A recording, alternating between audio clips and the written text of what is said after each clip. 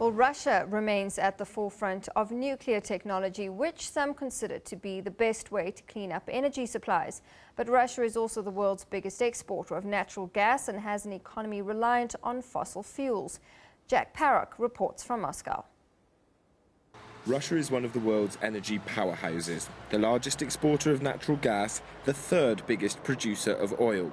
It was the first country to have used nuclear energy to power electricity in homes, and Russia has remained at the forefront of nuclear technology, developing fast neutron reactors which use less uranium and produce less nuclear waste. But some critics say Russia should be looking into greener sources and to move away from nuclear power. This energy, the nuclear energy, is heavily subsidized by Russian government. Without these subsidies, Russian nuclear industry would never survive. The annual subsidization of Russian nuclear industry is about $2 billion equivalent per year.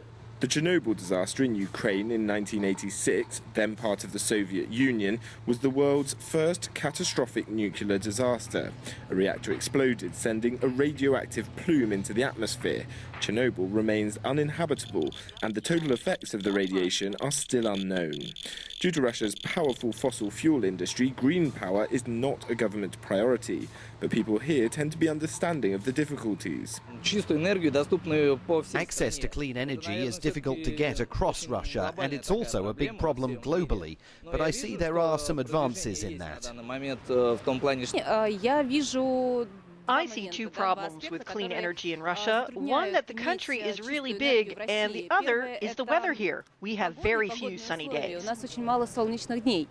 In 2013, Russia decided to hold off building more nuclear power plants due to an energy surplus.